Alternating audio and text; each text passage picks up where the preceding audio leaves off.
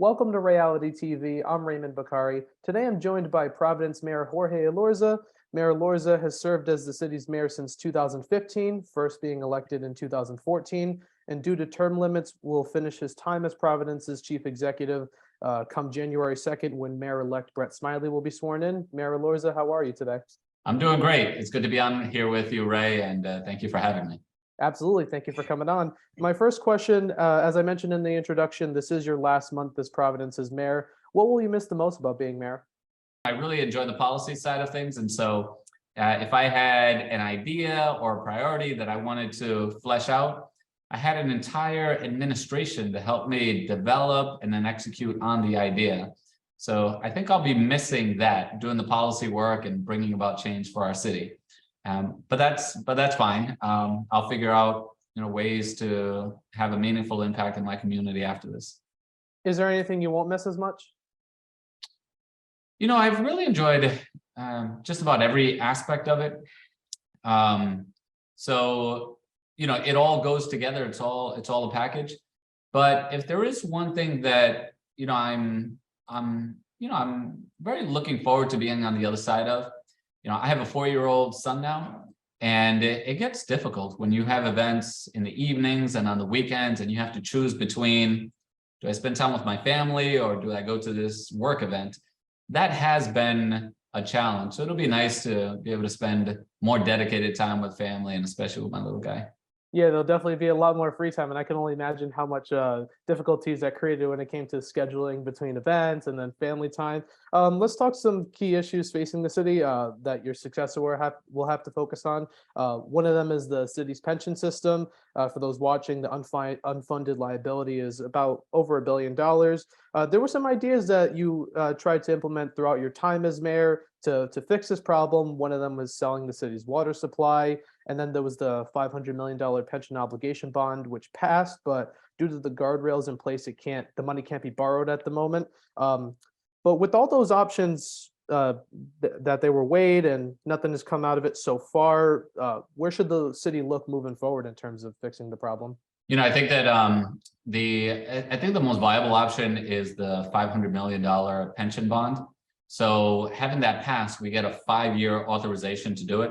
So if and when interest rates come down to the point where a pension bond makes sense, the mayor and the city council won't have to go through all the hurdles and go through all the time that it takes to get approval. And so I'm still hopeful that interest rates will come down, and the city will be able to move forward on that. If the city is not able to move forward on that, then it's a challenge because there are very limited options available. We've explored these options since my first year in office. We've done several things to mitigate some of the impacts, but in terms of a solution, that's where our hands are tied. And so hopefully interest rates are going to come down and we can stabilize the pension system. If they don't come down within the next 5 years, then it's going to be a major challenge for the next administration. I know it's tough to ask hypotheticals, especially since you're finishing up your term, and this will kind of be the next mayor's focus. But in the event that the interest rates don't go down and we can't weigh this option, do you foresee the city going into either bankruptcy down that route? I don't think that bankruptcy is really an option. I think some painful decisions will need to be made. So raising taxes, cutting down on services. Those kinds of things, and we already run a fairly lean budget. So I think those are that's the first layer of difficult decisions that would have to be made. But because of the Supreme Court decision and the consent decree from 2012, our hands are tied and we have very limited options of what we can do. Starting in 2024, moving on to education, half of the school board will now be elected. It's going to be broken up into regions, and they're about equal to 3 council wards in terms of size. And the other half will still be mayor appointed, but that half, you can't appoint more than 2 members from the same region. It's broken down north, south, east, west. You had vetoed that proposal back before it was on the ballot for voters to vote on, and it got overridden by the council, and then it passed with flying colors in November. But for those who are unfamiliar with your position on that whole topic, what was it that you were opposed to with the elected school board? Well, it's pretty straightforward. So, first I want to say that, I think that the move to change the composition of the school board comes from a deep frustration with, where the traditional public schools are at right now. They've been failing our kids for 40 years. And they're not getting any better. And so I get that deep frustration. However, I think that moving to an elected school board is not the right approach. First of all, because there are elected school boards everywhere, and they're no better than non-elected school boards.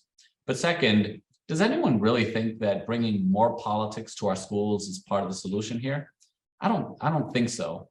And I'm afraid that all that's going to happen is that special interests, meaning folks who aren't necessarily interested in what's best for our kids, but special interests are going to gain a foothold on the school board and advocate for things other than what's best for kids. So we need a lot of changes. We need, there's a lot of work that needs to be done in our schools, but this isn't it. Transitioning a bit to what needs to happen in our schools, I've been very vocal about this. The problems with our schools, it's not a matter of bringing in, a new commissioner or a new superintendent or new principals. It's not based on like one individual or one idea, one strategy. The problems are really structural, and there are three structural barriers that prevent, any kind of meaningful change. The first is the teacher's contract. The second is state teacher tenure laws. And third is state arbitration laws. This is what essentially protects the status quo and prevents any changes from being made. Now, with that said, we would need to change all of these and do so much more hard work. And I hope that, residents throughout the city start demanding structural changes. And if those changes don't come about, then, I'm all for expanding the number of high achieving charter schools, and even charterizing the entire district if necessary. There comes a time in certain areas where radical approaches are the most prudent approaches, and we've long since reached that point. We need radical change here in the city of Providence. Speaking of the calls for an all charter system, that was actually the next thing I was going to ask you about, because semi-recently you, Mayor Tavares, Mayor Paolino, all gave advice to Mayor-Elect Smiley about the education policies that you want the next mayor to implement, and one of them was that proposal for all charter.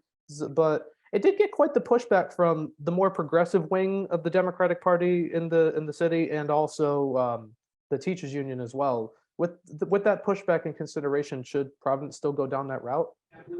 Oh, absolutely. So of course, folks. You should expect that leadership in the teachers union would be against it, because this is potentially an existential threat to them. But again, this is not about what's best for adults. I'm guided solely by what's best for kids. And we have charter schools. First of all, charter schools are public schools in every sense of the word. So they're just as public as the traditional public schools. But charter schools are educating the exact same kids from the same neighborhood, same background, same families, and doing so much better. And what we see every year is that thousands of families are applying for the charter school lottery. Unfortunately, the number of charter school seats is just minimal. It's just so small that a lot of them don't end up getting in. People are voting with their feet, and I think that a lot of work needs to be done in the Democratic Party to bring Democrats along to support charter schools. I think historically, Democrats and folks on the left, they support unions, and if the unions are against it, they'll be against it as well. But I think the ground has shifted in this debate. Look, 92% of the kids in our schools are Black and brown. And so we're talking about Black and brown families that have to deal with the reality and the consequences of our traditional public schools. What we also know is that an overwhelming majority of Black and brown families support the expansion of charter schools. So I hope that these are preferences policy preferences that progressives will, will consider weigh very heavily. And then last, right now we have an education system where families with means, they exercise choice every day. They, when their kids reach school age, families with means, they move to districts with better school departments. They send their kids to private schools. They do homeschooling or private tutoring. So they exercise choice every day. And the case that I and others are making is, choice shouldn't be available only to families with means. Poor folks deserve choice as well, especially when their only other option for 92% of the kids in our city are going to public schools that have been failing our kids for generations. And so I think the ground has shifted here, and I think there's a compelling case that can be made in a way that resonates with left-leaning or liberal sensibilities.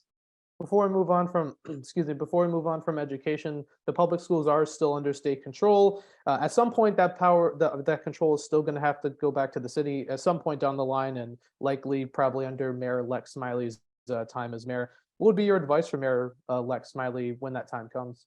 So, this is advice that I've communicated directly to him, and that's that do not accept the school district back unless there are deep structural reforms that are made.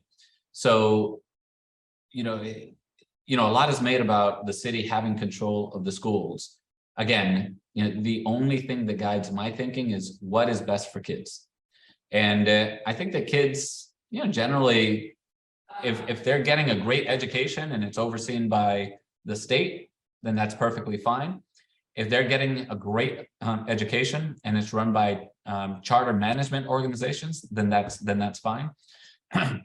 Or if it's run by the city and the kids get a great education, then that's fine. The only thing that matters is what's going to deliver high quality education for kids here in Providence, high quality public education for kids here in Providence. And the last thing that I would want to see is no structural changes being made. The schools coming back to control under city leadership, and having your hands tied and not being able to make any of the reforms that are needed to provide those high quality education opportunities for our kids. So it's a tricky subject. It's not simply a question of bringing the schools back. It's making sure that the conditions are right, that you can do something positive with them.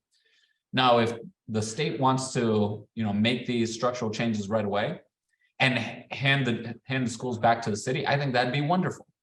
But something tells me that it's going to take much more of a fight to make these structural changes. Are those the changes like the all charter? Does that have to be done legislatively, or is that executive order or anything? Is it just legislation? Yeah, no, it's RIDE that grants the charters. And, and there's potential state legislation that's required in all of this, especially if you want to change teacher tenure laws and if you want to change state arbitration laws, you absolutely need the state to intervene.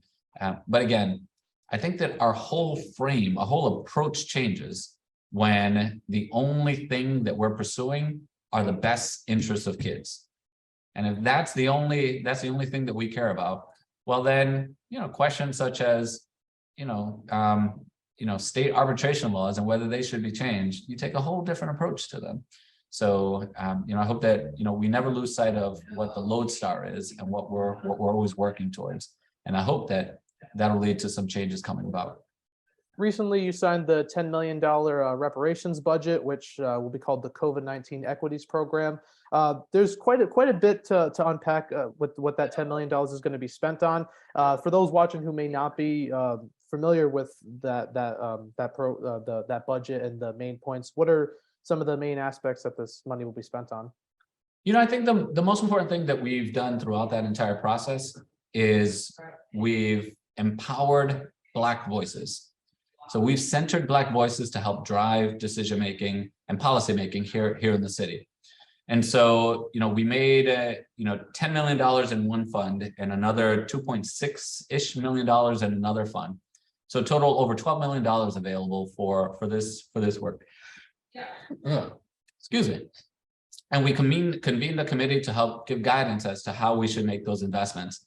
And bear in mind, this is municipal reparations. This isn't state level or even federal level reparations. So, we're doing what we can with what we have, with the tools we have at our disposal. And the recommendations that the committee made was that the dollars be invested in ways that help close the race equity gap. And those are the kinds of investments that we want to make. And so making investments in, supporting, small entrepreneurs, making investments in, people trying to, repair and preserve the equity in their home, making investments in local community-based organizations that are either led by or support the Black community.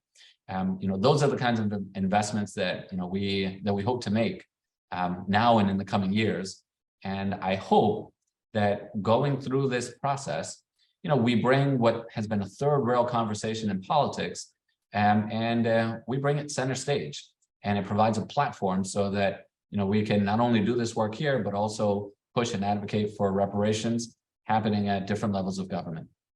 Is this something that should be a one-shot deal or continuously funded throughout future budgets? Oh, no, this is something that, requires a lot more energy and investment. And we've been very clear from the very beginning that, the money that we put towards this is just the start. There's no way that we, with this $10 to $12 million, or frankly, even if we had a lot more, there's no way that we have the capacity as a city to right all the wrongs of the past. But I hope that what this process does is that it encourages and inspires other levels of government and other institutions in our society to also jump into this conversation as well. So, fortune favors those in motion. And I think it's important to move this conversation forward and ensure that it's not just, some conversation that takes place like in the far corners of political discourse. But hopefully what we're doing is we're bringing it into the mainstream, and it should be a mainstream conversation that we all engage in.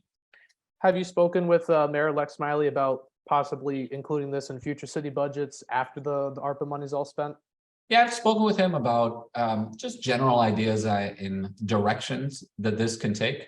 And I think there's an open-mindedness of the various directions it can go in.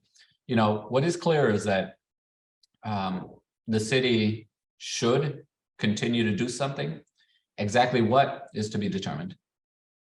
To end things off, I have two more non-political / lighthearted questions. This first one regards your future after your term is over. So recently it was announced you'll be returning to teach, I believe, property law part-time at Rhode Island University School of Law. Aside from that, what's next for Jorge Elorza? Any future political aspirations? So in terms of running for office, I don't know. Maybe there's an act 2 at some point in my life. But my family situation really needs to be in the right place. Maybe Omar needs to be a little bit older and, perhaps even independent, maybe out the house by then. So we'll see. I'm keeping an open mind about this. But what I hope to do in the coming years, first of all, I'm staying here in Providence. I love this city as much as I ever have. And so I'm going to continue to be a neighbor here. And I want to stay involved with things that really matter. So, and are important to me. So, for example, I hope to stay involved with a group of mayors throughout the country. And I also want to find the appropriate way to stay involved in this public education charter school debate. There's really nothing more important in our community or in our society than making sure kids get a good education. So I want to figure out how to stay involved with that. My final question is even more on the lighthearted side of questions. I like to ask this to everybody on the show to keep tradition. In your opinion, what do you think Rhode Island is best known for? For Providence. Yeah, we are a city state, and as Providence goes, so goes the state as a whole. And we have so much amazing arts and culture here, and given the progress that we've made as a city over the past 20 years, we're poised to just continue rising.